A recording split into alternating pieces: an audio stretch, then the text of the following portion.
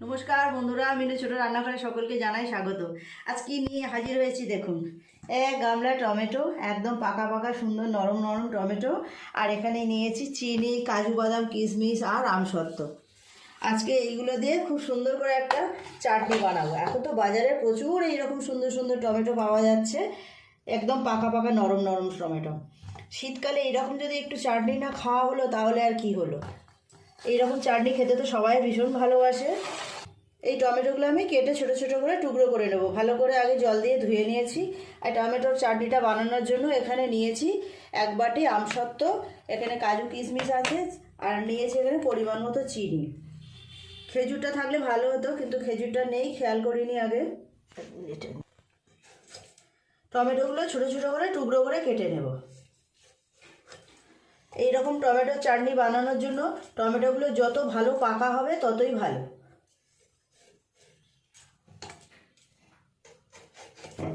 এই চাটনিটা করে রেখে দিলে কিন্তু বেশ কদিন এখন খাওয়া যাবে। শীতকালে দুবার তিনবার আমি এইরকম বেশি বেশি করে টমেটো নিয়ে চাটনি করি, করে যতদিন করে হয় খাওয়া হয়, তারপর আবার শেষ হয়ে গেলে ফের আবার নতুন করে করতে হয়। এটা 1 কিলো টমেটো আছে, 1 কিলোর একটু বেশিই আছে টমেটোটা। একইভাবে সব টমেটোগুলো আগে কেটে নেব। টমেটোর চাটনিটা বানাবো, তার জন্য এখানে কড়াইটা বসিয়ে দিলাম।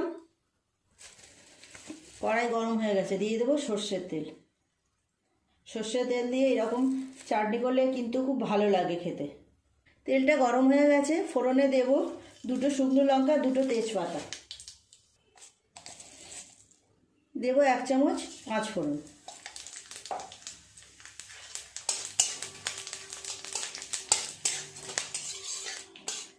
পাঁচফোড়নটা একটু নেড়ে চেড়ে ভেজে নিয়েছি, দিয়ে দেবো কেটে রাখা টমেটো।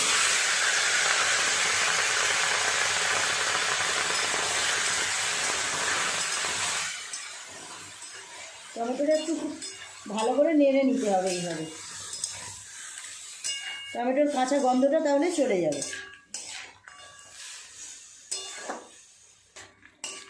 দিয়ে দেবো অল্প একটু নুন, খুব বেশি নুন দেওয়ার দরকার নেই। এইভাবে নেড়ে চেড়ে টমেটোর কাঁচা গন্ধটা কাটিয়ে নিতে হবে, আর টমেটোগুলো ততক্ষণে অনেক গলে যাবে।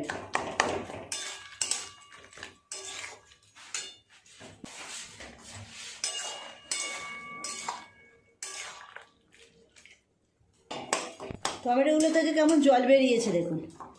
এর উপরে চিনি দিলে আরও বেশি জল বেরোবে। তবে টমেটোর চাটনি করতে গেলে টমেটোগুলো এইভাবে ভালো করে গলিয়ে নিতে হবে আগে। এই রকম চাটনি খেতে কার কার ভালো লাগে অবশ্যই কমেন্ট করে জানাবেন। আমার তো মনে হয় চাটনি খাওয়াটা একটা নেশা, জানেন তো। কিছুদিন দুপুরবেলা ভাত পাতে একটু করে চাটনি খাওয়ার পরে যখন চাটনিটা শেষ হয়ে যায়, ভীষণ মন কেমন করে, মনে হয় যেন কিছু একটা খাইনি।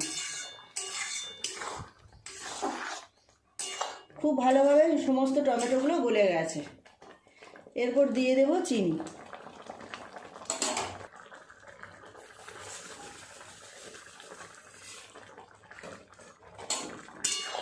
চিনিটা গলে গেলে এটা আরও পাতলা হয়ে যাবে। তারপর আস্তে আস্তে বসিয়ে গ্যাসের উপর বসিয়ে এইভাবে নাড়তে নাড়তে আবার ঘন হয়ে যাবে। টমেটো চাটনি করার জন্য কিন্তু একদম জলের প্রয়োজন হয় না। সমস্ত চিনিটা গলে যাওয়ার পরে কতটা পাতলা হয়ে গেছে দেখুন। আস্তে আস্তে এইভাবে ফুটে ফুটে কমে কমে একদম ঘন হয়ে যাবে। এখন বেশ কিছুক্ষণ ফোটাতে হবে এইভাবে। কেমন টকবক করে ফুটছে দেখুন।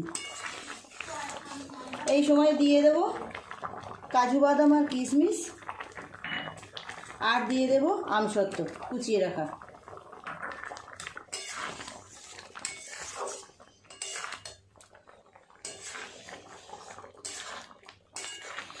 মাঝে মাঝে একটু এইভাবে নেড়ে দেব, আর এইরকম এখন ফুটবে বসে বসে। চাটনিটা অনেকটাই গাঢ় হয়ে গেছে, আরও একটু গাঢ় করে নেব।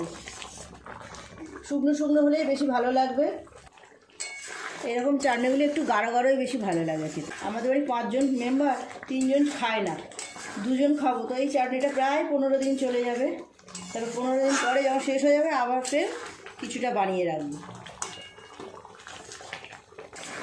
চাটনিটা হয়ে গেছে, এই রকম গাঢ় হয়েছে। গ্যাসটা এবার অফ করে কিছুক্ষণ চাপা দিয়ে রেখে দেবো, তো ঠান্ডা হলে আর একটু ঘন হয়ে যাবে। কিছুক্ষণ পরে আপনাদেরকে খুলে দেখাবো ঢাকাটা কেমন হয়েছে। বন্ধুরা, চাটনিটা করে প্রায় মিনিট 10 এইভাবে ঢাকা দিয়ে রেখে দিয়েছিলাম। কেমন কালারটা হয়েছে দেখুন। এই রকম চাটনির সাথে কিন্তু একটু পাঁপড় ভাজা হলে খুব ভালো জমে যেত। এখন আর আমি পাঁপড় ভাজছি না, যেদিন খাওয়া হবে সেদিন গরম গরম পাঁপড় ভাজা ভেজে নেব, চাটনিটা অন্য জায়গায় তুলে নেব।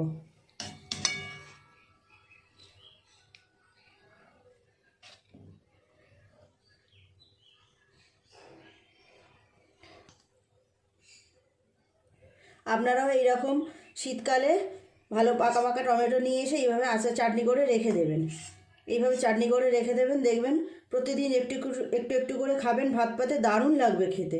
প্লিজ বন্ধুরা, আজকে রেসিপিটা কেমন লাগলো কমেন্ট করে জানাবেন। ভালো লাগলে একটা লাইক করে দেবেন। আমার চ্যানেলটি এখনও পর্যন্ত যারা সাবস্ক্রাইব করেনি, প্লিজ আমার চ্যানেলটি সাবস্ক্রাইব করে পাশে থাকা বেল ঘন্টিটা ক্লিক করে দেবেন। তাহলে যখনই আমি এইরকম নতুন নতুন সুন্দর সুন্দর রেসিপি আপলোড করব, সবার আগে আপনার নোটিফিকেশনে পৌঁছে যাবে। সবাই খুব ভালো থাকবেন। দেখা হচ্ছে পরের দিন নতুন কোনো রেসিপির সাথে। নমস্কার।